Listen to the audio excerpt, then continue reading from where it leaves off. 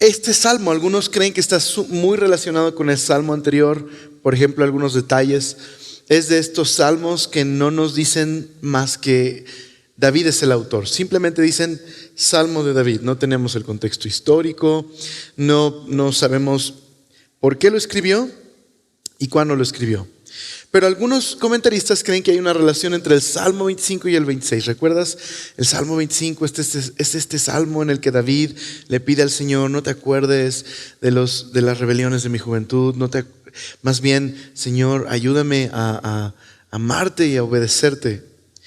Y este salmo, el Salmo 26, es un salmo en el que David pide ser declarado inocente. David pide ser vindicado. Invita a Dios a examinarlo para que Dios sea quien lo declare inocente. De hecho, es una oración por ser redimido, rescatado, vindicado. Ahora, ¿qué es vindicar? Precisamente declarar a alguien inocente, a alguien que ha sido injustamente atacado o acusado. La vindicación es el declarar inocente a esa persona. Así que podríamos dividir al salmo de esta manera. En el primer versículo, David presenta su petición: por favor, vindícame, Dios, porque soy inocente. Luego David le pide a Dios: examíname, examina quién soy. Y luego David pide permanecer siempre en la presencia de Dios. Y al final termina una vez más: Señor, rescátame, y termina confiando en el Señor. Así que aunque no sabemos qué situación en particular llevó a David a escribir esto, sí sabemos que hubo momentos difíciles en la vida de David donde fue de alguna manera acusado de manera injusta. Por ejemplo, en la época del rey Saúl. Saúl persiguió a David porque decía que David quería matarlo y acabar con Saúl y quitarle el reino, lo cual no era verdad. Más bien, Dios le había quitado el reino a Saúl por su orgullo y arrogancia, y Dios había dado el reino a David. Así que persiguió a David durante muchos años. David estuvo oculto en el desierto. Y en algunas ocasiones, incluso, David tuvo la oportunidad de matar a Saúl. En varias ocasiones. Pero a pesar de eso no lo hizo.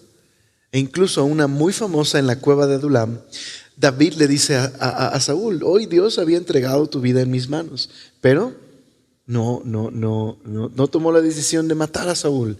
Y lo que le dice es: Dios te puso y Dios te va a quitar, y yo no voy a ser quien tome este asunto en mis manos. Voy a confiar en Dios. Así que David es este hombre que no es inocente en el sentido de no tener pecado, pero mostró integridad en esas ocasiones donde fue acusado injustamente. Así que no sabemos qué situación, pero este salmo se ha convertido en el salmo de muchos de aquellos que sufren persecución, o son malinterpretados, o son acusados falsamente, o aquellos que están pasando por un momento de crisis. Este salmo se convierte en una oración para muchas otras generaciones. Entonces, ¿por qué no oramos y examinamos este salmo mientras permitimos que Dios nos examine a nosotros? ¿Les parece? Señor, gracias por ser tan bueno. Gracias porque tú nos amas, Señor, porque tú quieres tratar con nosotros, Señor, y transformarnos, Señor. Gracias por el amor que nos tienes, Señor, y por favor permítenos, Señor, ser examinados por tu gracia, por tu amor. Y si hay algo, Señor, que tú quieres limpiar en nosotros, muéstranoslo, Señor. Te lo rogamos y te damos gracias. Amén. Salmo 26.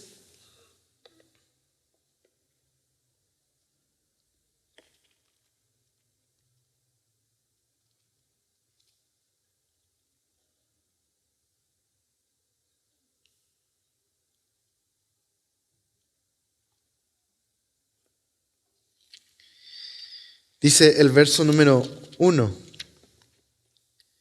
Esta es la petición de David. Júzgame, oh Jehová, porque yo en mi integridad he andado. He confiado asimismo en Jehová sin titubear. ¿Okay? Literal, en hebreo dice: júzgame, sé tú mi juez. Si bien la palabra juzgar muchas veces nosotros la entendemos desde una algo negativo, ¿verdad? Es criticar a alguien o juzgar, es malinterpretar a alguien.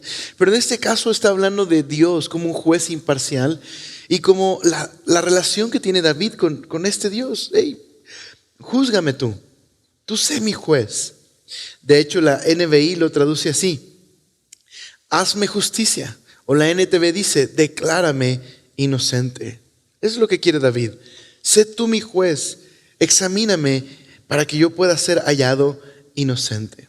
Ahora, ¿cuál es la confianza que tiene David en que si Dios lo examina, será hallado inocente? Pues David dice dos cosas: en mi integridad he andado, y número dos, confío en Dios sin titubear. Esa es la razón por la cual David le pide a Dios: examíname y sé mi juez. He andado en integridad y confío en ti sin titubear. Pero qué fuerte, ¿no? ¿No te parece que de pronto David suena muy fuerte al decir: he andado en mi integridad, júzgame? ¿Esa es su confianza? Creo que se debe a que para nosotros la palabra integridad muchas veces es sinónimo de perfección. Pensamos que alguien que es íntegro es alguien que nunca falla moralmente hablando, no peca, es sin falta, sin pecado, sin culpa. Pero ese no es el concepto que la Biblia tiene de integridad, o por lo menos no es lo que David y los autores bíblicos tienen en mente cuando usan la palabra integridad. Verás, la palabra integridad y el contrario, la palabra perversidad, en hebreo presentan dos imágenes muy interesantes. Algo que es perverso o alguien perverso, la imagen es como si tuvieras una caña doblada. Es alguien doblado, es literal lo que significa. El perverso es alguien que está doblado. ¿Okay? Y la palabra íntegro tiene mucho que ver con algo derecho, algo que está firme, ¿no? En inglés, upright. Y son dos imágenes muy interesantes, no son muy comunes a nuestra cultura, ¿verdad? Estas palabras inicuo, impío, no son palabras que usamos muy a menudo, ¿verdad? Pero es la idea de algo que está torcido, doblado, no está derecho. Y el íntegro es algo que, alguien o algo que es derecho. Entonces la idea es esta: integridad tiene que ver con estar completo, de ser una sola pieza. No es sin pecado, no es sin ninguna falla, sino que la persona íntegra es una persona que confía en Dios. Describe a una persona que vive en lo que llamaríamos el temor de Dios. ¿Qué es esto de temor de Dios? Gerald Wilson es un comentarista de Salmos, dice así: la conciencia de nuestra propia condición de pecado. Eso es integridad. La conciencia de nuestra propia condición de pecado y por lo tanto la dependencia completa de Dios y su misericordia. Alguien íntegro reconoce que es un pecador y depende de Dios. Muy diferente, ¿verdad? A nuestro concepto de alguien perfecto y sin fallas, ¿no? Íntegro es alguien que está consciente de su debilidad, de su pecado y depende completamente de Dios. Podríamos decir que la palabra integridad en el Antiguo Testamento describía la base de la relación con Dios. Alguien íntegro. Entonces, me gusta lo que sigue comentando Gerald Wilson. Déjeme leerte esto. Dice así: el temor del Señor es tener un claro entendimiento de quién es Dios. Es decir, ninguno de nosotros es Dios. Nada ni nadie es Dios excepto el único Dios verdadero. Eso es temor de Dios, un entendimiento claro de quién es Dios.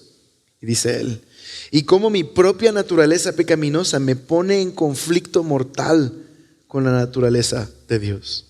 Es decir, nosotros somos pecadores, fallamos moralmente, pero Él es perfecto, santo, justo. ¿De qué manera podríamos relacionarnos con un Dios tan justo y santo si somos pecadores?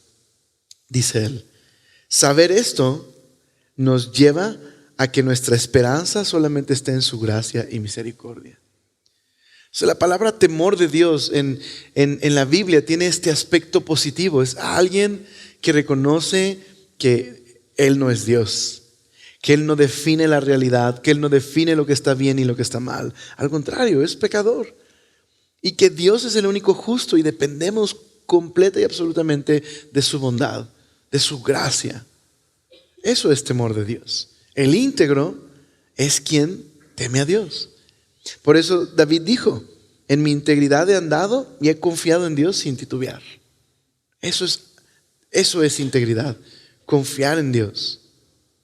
Así que confiar en Dios es no una acción en el pasado, ¿te das cuenta? Es un estilo de vida. ¿Cómo sabes que alguien confía en Dios?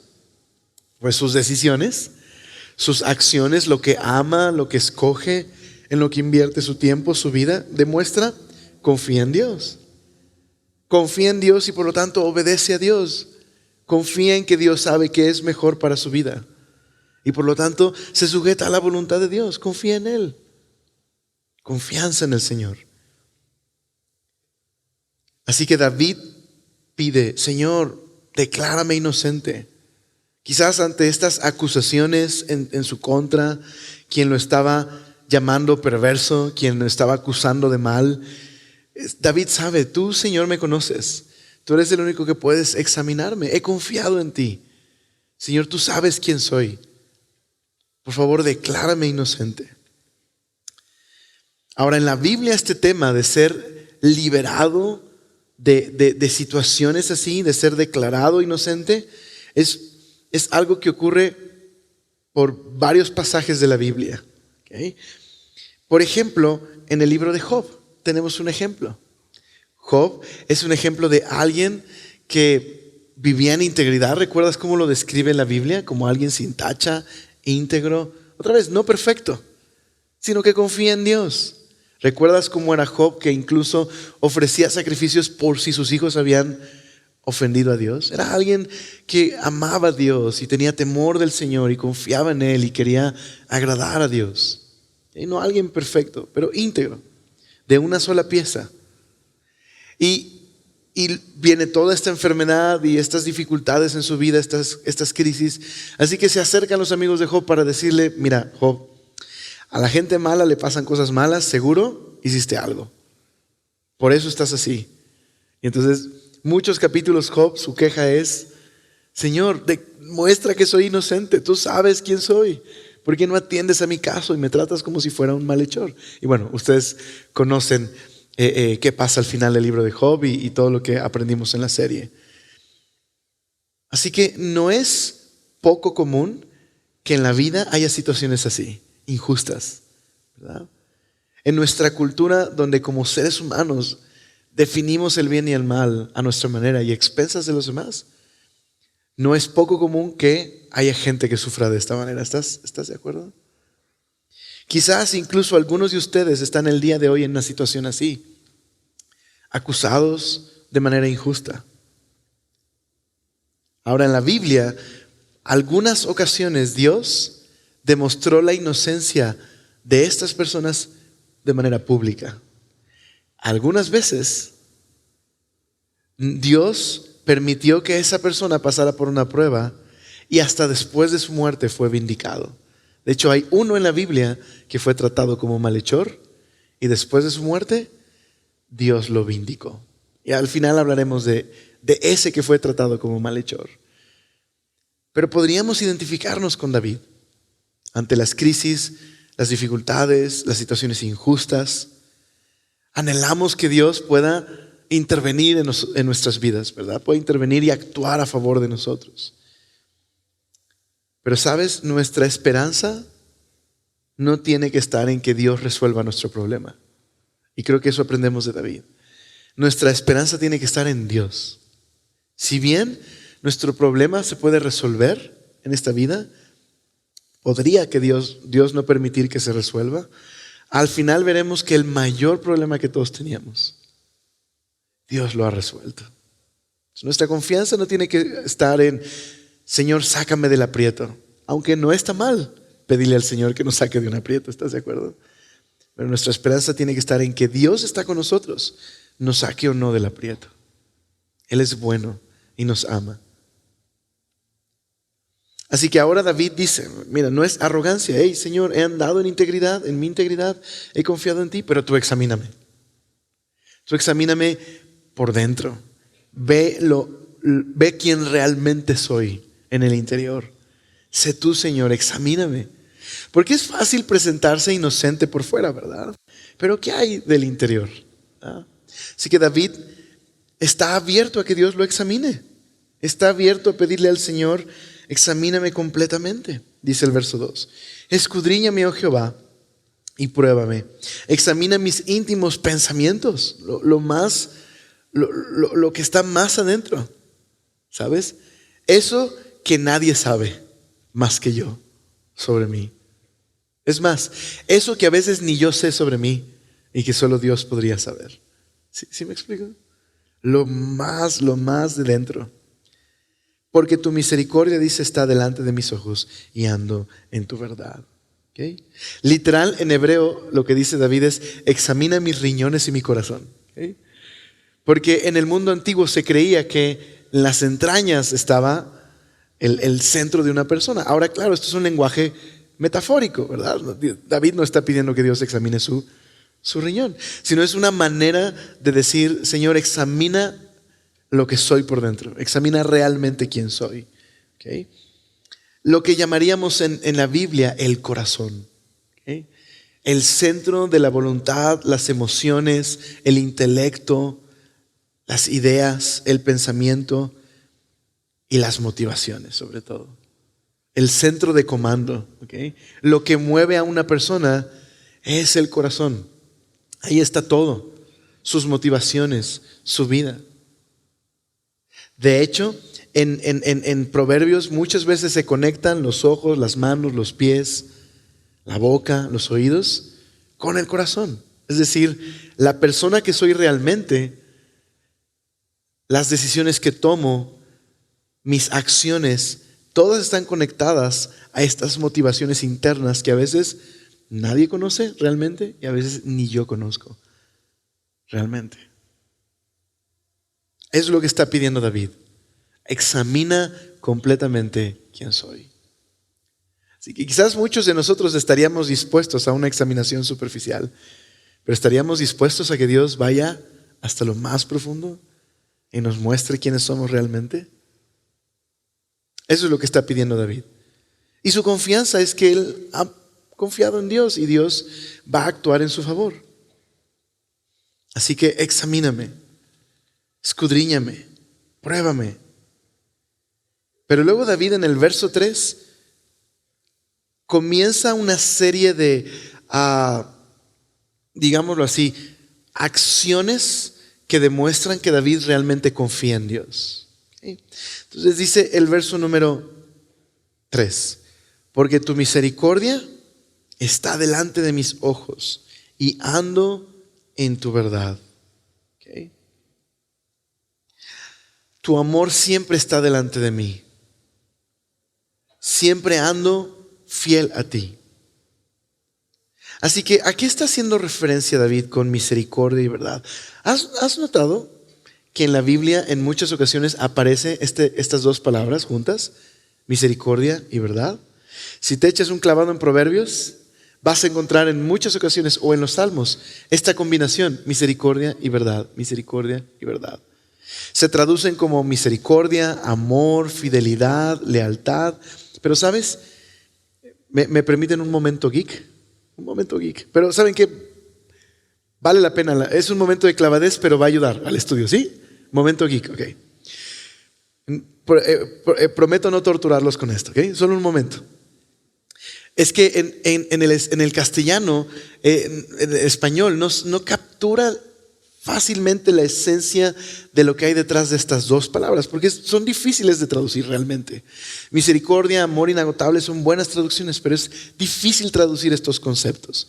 La palabra misericordia en hebreo es una palabra, gesed, y describía lo siguiente: describe la devoción y la lealtad que existe entre dos personas que están en una relación.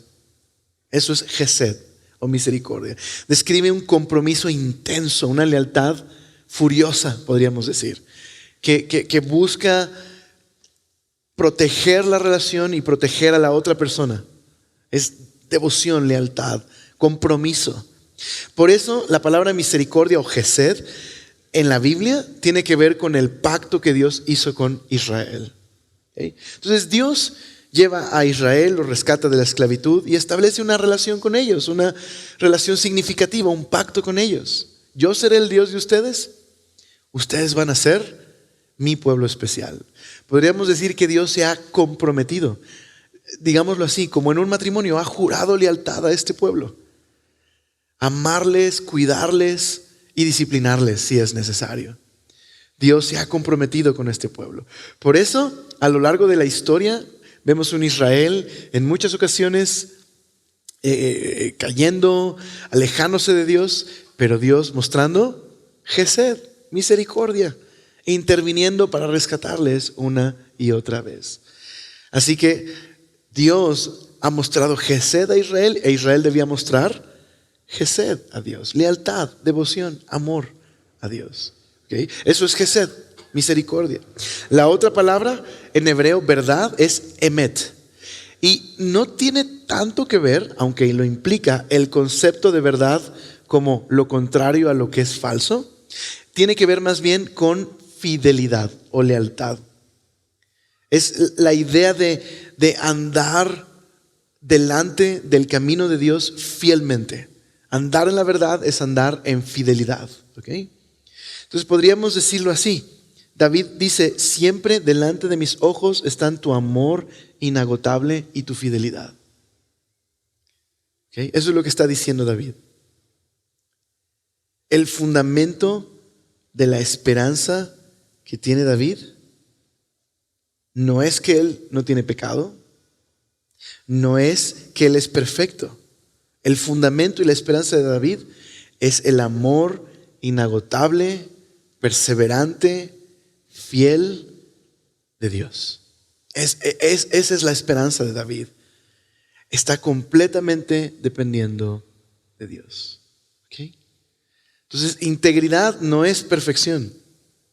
Integridad es confianza en este Dios bueno, amoroso. Y por lo tanto, ¿cómo respondo a un amor así? Con lealtad. ¿Sí me explico? Con un compromiso a este amor que Dios nos muestra. Eso es lo que David está diciendo. No está diciendo, Señor, soy perfecto. ¿No lo puedes ver? No, Señor, en mi integridad he andado. Tu amor inagotable, tu gracia, tu lealtad siempre está frente a mí. Eso es lo que me ha movido a buscar ser leal a ti. ¿Okay? Entonces, por un lado está este aspecto positivo. Compromiso con Dios en respuesta al compromiso de Dios por Él.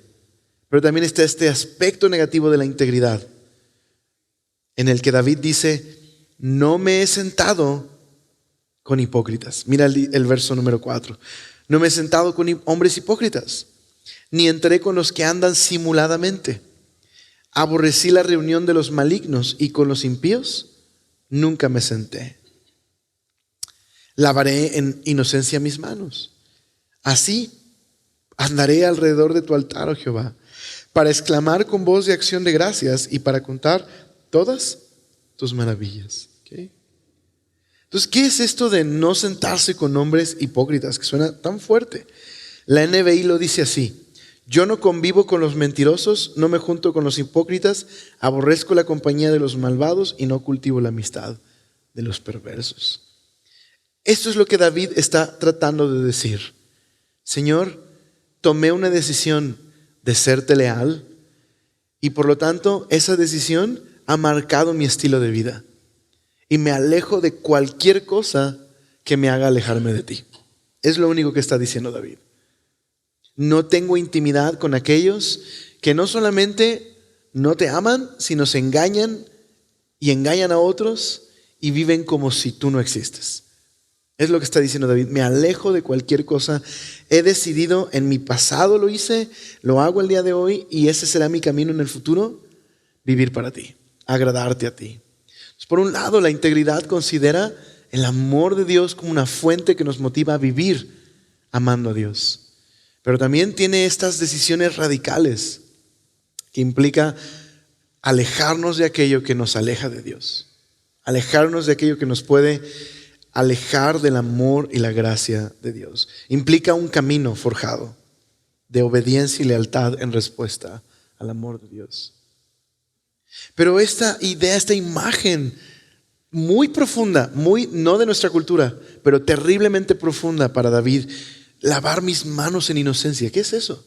¿Qué es lavar sus manos en inocencia? ¿Okay? Verás, en el Antiguo Testamento había un mueble llamado el tabernáculo de reunión, que luego se convirtió en el templo. Dentro de ese lugar había el arca del pacto, ¿no? No la que descubrió Indiana Jones, ese es, ¿no? Pero el arca del pacto, ¿no? Esta caja de madera cubierta de oro donde Dios se manifestaba al pueblo. El tabernáculo de reunión era precisamente el lugar donde Dios se revelaba al pueblo, manifestaba su presencia. Más adelante, en la historia bíblica, descubrimos el propósito de ese tabernáculo y de ese templo. Pero en el libro de Levítico había varias instrucciones para quienes podían servir en el tabernáculo de reunión: los sacerdotes. Y fuera del tabernáculo había un atrio exterior, un patio exterior donde servían los sacerdotes. Y había ahí una fuente con agua, se le llama el mar de bronce, ¿okay? Una fuente con agua.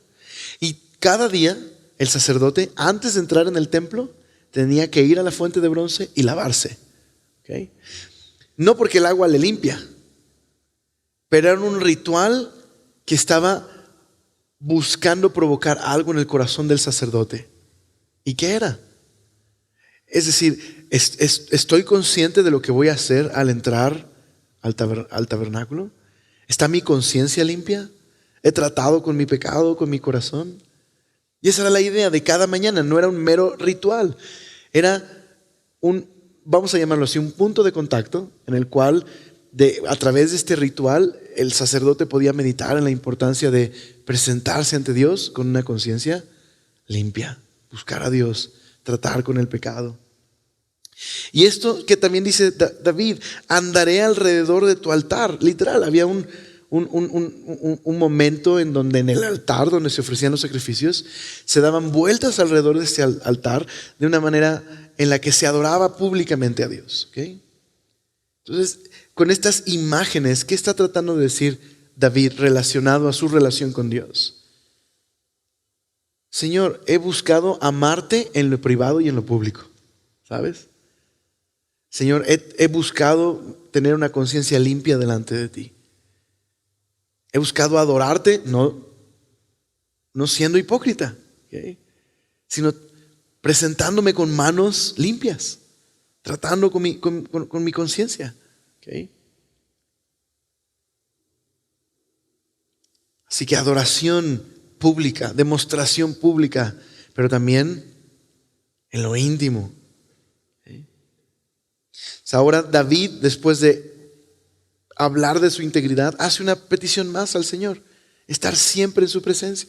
Dice el verso 8: Jehová, la habitación de tu casa he amado, y el lugar de la morada de tu gloria. Dice: no arrebates con los pecadores mi alma, ni mi vida con hombres sanguinarios, en cuyas manos está el mal, lo contrario a manos limpias, y su diestra está llena de sobornos. ¿Sí?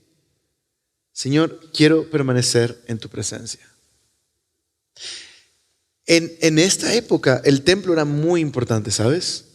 El templo era el punto de encuentro entre el cielo y la tierra. Era el lugar donde Dios había prometido revelarse al pueblo. Era muy importante el templo. Era el lugar donde Dios había dicho que se debía adorar. Y David amaba estar delante del Señor. De hecho, David, a través de la historia que encontramos en Samuel, nos damos cuenta que en el tiempo en que el arca del pacto, ¿no?, esta misma del tabernáculo de reunión, cuando David ya está en Jerusalén y gobierna Israel desde Jerusalén, el arca estaba en una tienda de campaña chiquita. Y David piensa: ¿cómo es posible que yo tenga una casa y Dios, que es el rey, el arca esté en una tienda de campaña.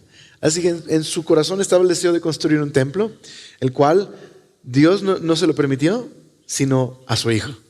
Él juntó los materiales y su hijo construyó el templo. Pero eso representaba el templo, un lugar tan importante. La vida religiosa, política, económica, espiritual de Israel giraba alrededor de este lugar, que hace distinto a Jerusalén de cualquier otra cosa en el mundo. Que Dios habita con su pueblo. El templo, no el edificio, pero el templo era importante porque simbolizaba la relación entre este Dios y su pueblo. ¿Okay? Entonces David, eso nos hace entender las palabras de David. Amo el lugar donde habitas. Simplemente es, Señor, quiero estar contigo. Amo estar delante de tu presencia. Amo estar en el lugar donde has prometido manifestar tu gloria. ¿Y qué es esto entonces de no arrebates con los pecadores mi alma? Pues, ok, aquí hay otro momento geek, ¿sí? ¿Me permiten? Otro momento geek. Algunos comentaristas creen que en ese tiempo, cuando alguien era culpado injustamente, una de las cosas que podía hacer era ir al templo, tocar y pedir refugio, hasta que llegara el día del caso y pudiera presentarse en el tribunal. Y así, ¿de qué se protegía? De que alguien impulsado por esa falsa acusación fuera y lo matara. ¿Okay? Entonces era una especie de refugio el templo para aquellos que habían sido acusados injustamente hasta el momento que puede llegar el juicio público. Entonces, si quizás David está siendo acusado de alguna manera, quizás es esta imagen de, Señor, en el único lugar en el que puedo estar seguro, aunque me acusen, es delante de ti. Es el único lugar donde puedo estar seguro. El único verdadero refugio eres tú. Podría ser esta la imagen que tiene David. Ahora, la palabra no me arrebates, literal significa cosechar. ¿No? Porque ¿qué hacen las personas que cosechan? Toman, ya sea el trigo o lo que estén cosechando, y lo ponen aparte. ¿Okay? Entonces dice, Señor, no me arrebates con los pecadores. Es decir, Señor, no quiero ser asociado de ninguna manera, bajo ninguna circunstancia, con aquellas personas que no confían en ti. Yo solo quiero estar delante de tu presencia. No me permitas ser asociado con aquellos que no viven para ti. Algunos de estos salmos, este es un salmo de David, pero muchos de estos salmos se volvieron oraciones del pueblo de Israel. Bueno, Israel en un momento de su historia, una de sus más grandes crisis, fue cuando Dios permitió que Babilonia los conquistara. La más grande tragedia en la historia de Israel, en la Biblia. Es ese momento. El templo es destruido, el pueblo es llevado cautivo a Babilonia, una tierra llena de ídolos, una tierra que no adoran al Dios de Israel, en el que todos los días lucharían por no ser asimilados a Babilonia. Y quizás algunos ya en Babilonia, con el tiempo, pudieron viajar como peregrinos hacia Jerusalén, visitar Jerusalén, quizás después de que terminó el exilio. Y podría ser que este salmo, ¿te imaginas este salmo? Mientras van hacia Jerusalén y están pensando, Señor, no quiero asociarme con los pecadores. ¿Qué están diciendo? Señor, tú sabes nuestra cultura, las tentaciones, las dificultades. Señor, ayúdame a vivir íntegro en medio de esta cultura. Ayúdanos a limpiar nuestras manos, a amarte, a adorarte, a estar en tu presencia. Sería muy significativo, ¿verdad? Para aquellos que vivimos en un mundo caído y donde hay tentaciones y donde hay hostilidad en ocasiones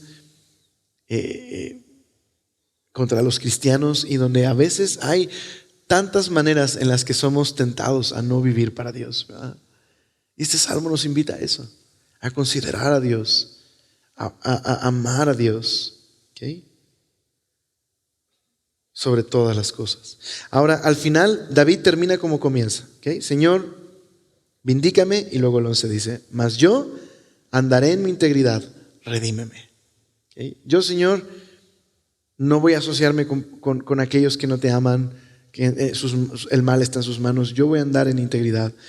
Rescátame, ten misericordia de mí. Y mis pies han estado en rectitud. O, también se puede traducir, mis pies han estado en terreno firme. En las congregaciones bendeciré a Jehová. Ok.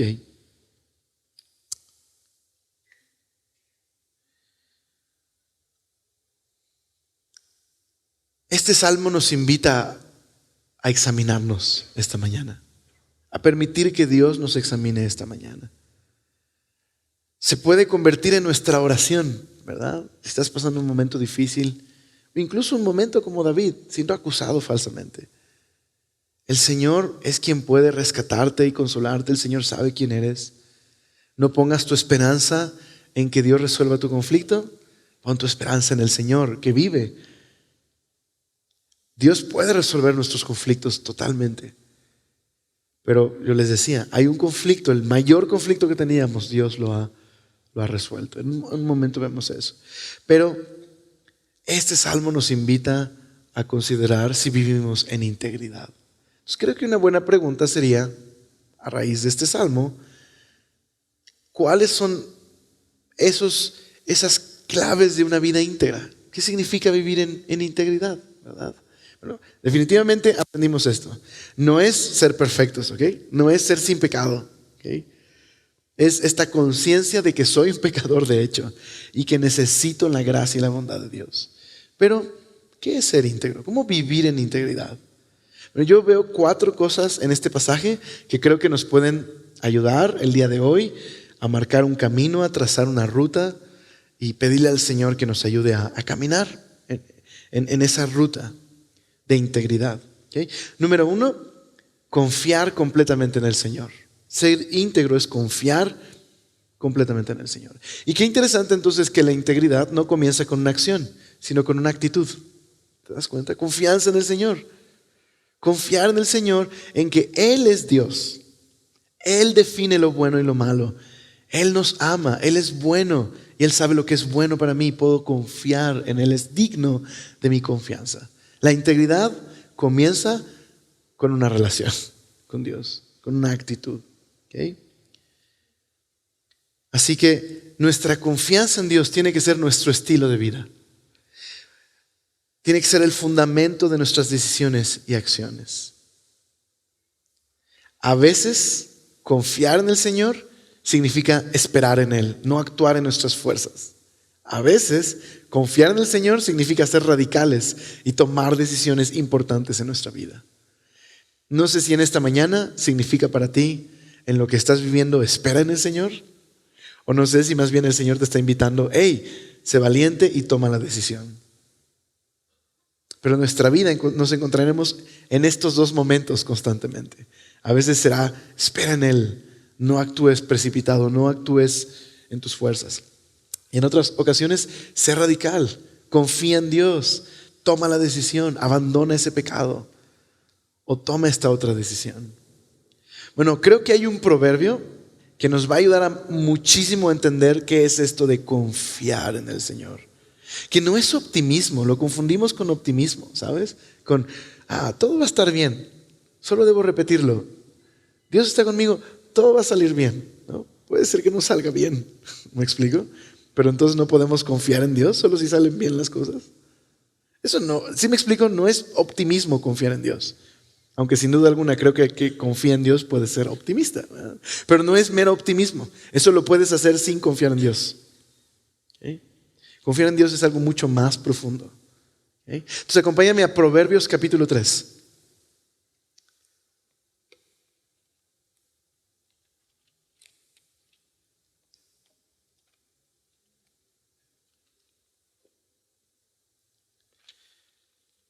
Creo que el capítulo 3 es uno de esos pasajes fundamentales que describe qué es en realidad temer al Señor, que es el principio de la sabiduría, confiar en el Señor.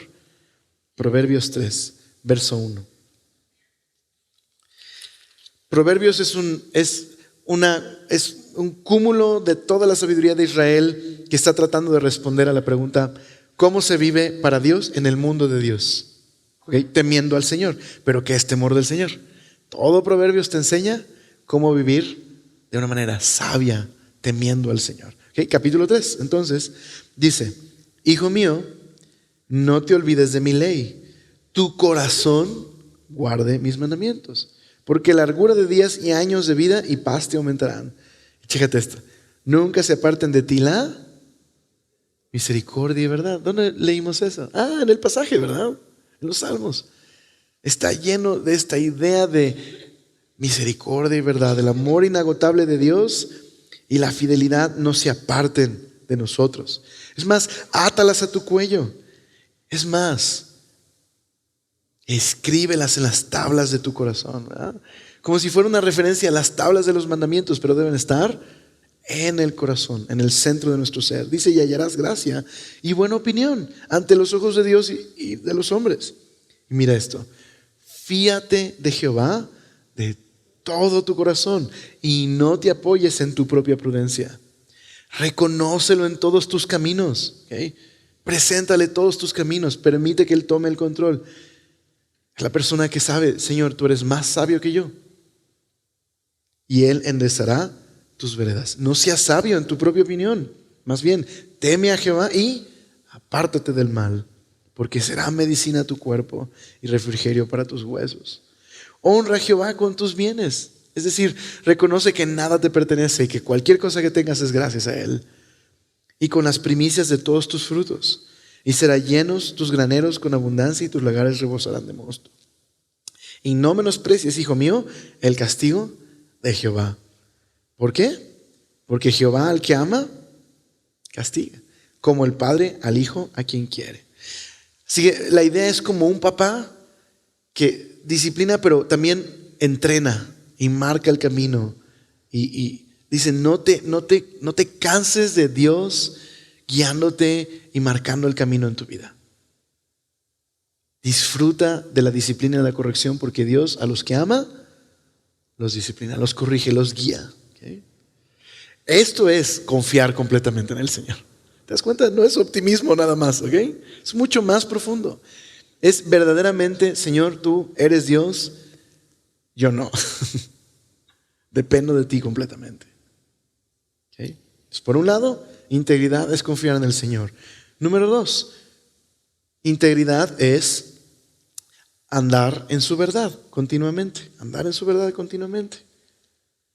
Recuerda que leímos que misericordia y verdad implican esta relación con Dios. Y simplemente significa esto: Dios es digno de nuestra confianza. ¿Estás de acuerdo? Dios es digno de nuestra confianza. Nos ha amado. Nos ha mostrado su amor, su gracia, su bondad. Tenemos una relación con Él y Él se ha comprometido a ser nuestro Dios. ¿Ok? ¿Cómo deberíamos responder nosotros? En un compromiso de amor y devoción. ¿Okay? No es obligación, sino es amor y obediencia en respuesta al amor inagotable y fiel incesante de un Dios que nos ama, aunque somos infieles muchas veces. Y Él permanece fiel siempre. Obediencia, porque Él es bueno. Obediencia, eso es íntegro. ¿Quieres vivir en integridad? Ve el amor de Dios por ti. ¿Okay? Mira el amor de Dios por ti. Cuando estés en esas situaciones de tentación a no ser íntegro, recuerda: ¿quién te ha amado más? ¿Quién envió a su Hijo a rescatarte? Que el amor del Padre pueda impulsarnos a vivir para el Señor, en obediencia, por lo bueno que Él ha sido. ¿Okay? Número 3, evitar malas compañías. ¿Okay? Entonces, sin duda alguna, persistir en una relación con Dios implica dejar aquellas otras relaciones que me alejan de Dios. Definitivamente. Ahora, quiero aclarar algo. No estoy hablando de que no puedes tener amigos no cristianos. No es lo que estoy diciendo. Y de hecho, al contrario, la Biblia nos anima a ser amigables y amorosos hacia aquellos que quizás no conocen del amor de Dios precisamente porque queremos que conozcan el amor de Dios. No es que existen buenas personas y malas personas. No, solo existen personas que confían en el Señor y que no confían en el Señor. ¿Ok? Entonces no somos mejor que nadie y Dios nos ha llamado a poder ser luz y amar a las personas. A lo que David se refiere es otra cosa. Es esta decisión radical de no permitir que sus pasos, sus ojos, sus oídos, sus manos terminen en un lugar en el que no deberían. ¿Sí me explico? Es esta decisión radical de alejarse de cualquier cosa que ponga en peligro su relación con Dios y el poder ser íntegro. ¿Sí? Entonces, sin duda alguna, queremos llevar el amor de Dios a otros, pero hay cosas de las que no podemos participar. Y que con amor y con verdad tenemos que decir, no estoy de acuerdo, no está bien, no puedo andar en ese camino contigo. ¿Sí? Cada uno de nosotros examinemos nuestro corazón esta mañana. Integridad significa eso.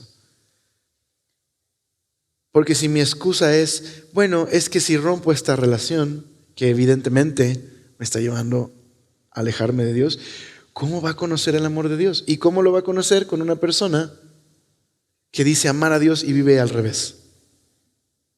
Al contrario, lo estás vacunando contra el Evangelio. ¿Sí me explico? Pero si buscas vivir en integridad, en respuesta a la gracia de Dios, podrás ser luz. Es como, ok, quizás no estoy de acuerdo con tus locuras, pero veo que es cierto lo que vives. Y veo el fruto en tu vida. ¿Okay? Integridad. Entonces nuestra intimidad, nuestro compañerismo tiene que ser para Dios y aquellos que buscan amar a Dios. ¿Okay?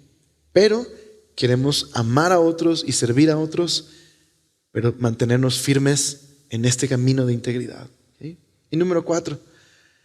David decía, amo el lugar donde tú habitas. Ok, déjame hacernos una pregunta esta mañana. ¿Qué es aquello en lo que más gastas tu tiempo, tus recursos, a lo que más le abres tu corazón? ¿Qué es? Eso es lo que más amas. Eso es lo más importante en tu vida. Así que a lo que abrimos nuestro corazón, a lo que le invertimos nuestros recursos, a lo que invertimos nuestro tiempo, tiene mucho que decir sobre quiénes somos y sobre qué valoramos en esta vida. El hecho de que David diga, amo estar en tu presencia, ¿qué es lo que está diciendo? Lo más importante, Señor, en mi vida eres tú. Es básicamente lo que está diciendo. Hay tiempo para todas las cosas. Pero David dice, lo más importante en mi vida es Dios. Así que, ¿qué es lo más importante para nosotros? No lo que decimos que es lo más importante. ¿Qué es lo que demostramos que es lo más importante?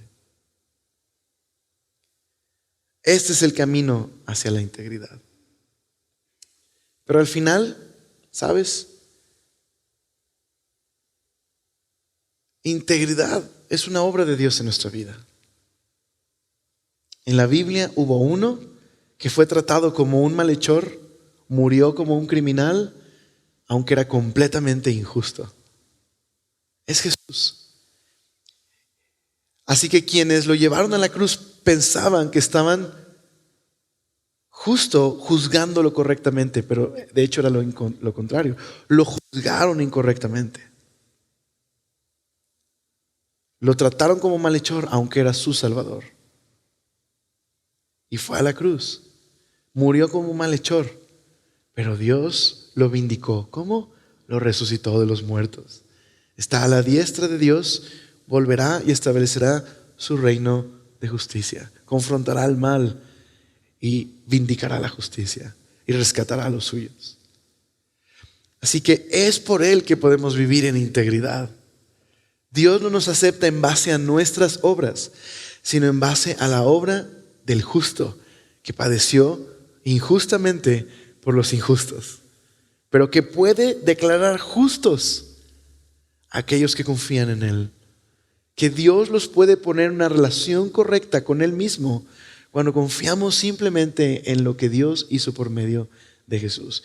Y esa es nuestra esperanza. Y sabes, para aquellos que el día de hoy están sufriendo, el sufrimiento es una realidad en el mundo. En verdad, Dios puede el día de hoy rescatarnos de nuestros conflictos. Pero la esperanza bíblica es precisamente, mira esto, Jesús sufrió injustamente, pero fue lo que Dios usó para que la cruz se convirtiera en un instrumento de redención. Y fue vindicado después al resucitar. Si confías en Dios, Dios puede redimir tu dolor el día de hoy. Y, ¿sabes? No es para siempre ni la injusticia, ni el sufrimiento, ni el pecado. Esas cosas un día van a pasar. Si confías en el Señor, esta es tu esperanza, que un día serás vindicado por Él. Pero mientras, haz lo que hizo Jesús. Que cuando lo maldecían, no respondía con maldición, sino incluso bendecía a quienes le maldecían. ¿Okay? Haz como David. Traza tu camino, vive en integridad, busca a Dios, ama a Dios en respuesta al amor de Dios por ti. Él es tu juez, Él es quien te conoce. Y entonces más bien aprovecha el día de hoy para que examinemos nuestro corazón todos los días. ¿Oramos? Señor, gracias por ser tan bueno.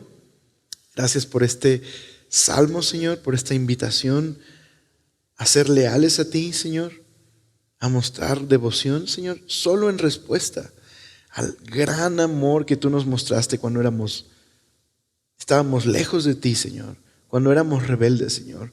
Tú nos rescataste. Ahora somos tuyos, Señor. Por favor, ayúdanos a poner nuestra esperanza solo en ti.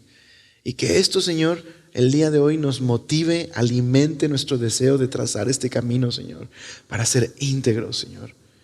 Gracias porque no es lo que hacemos, Señor, sino lo que somos lo que a ti te interesa, Señor. Por eso examina lo más profundo de nuestro corazón. Muéstranos esas grietas de nuestro carácter, Señor, para que nuestra confianza solo esté en Jesús y podamos decidir vivir solo para ti, Señor. Señor, guía a mis hermanos a las decisiones que tú les quieras llevar a tomar. Y Señor, permítenos hoy, Señor, ser examinados por tu Espíritu.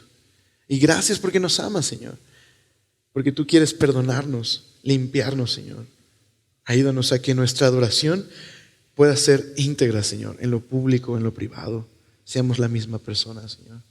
Ayúdanos a depender de ti, a reconocer nuestra necesidad de ti. Te lo pedimos, Señor. Amén.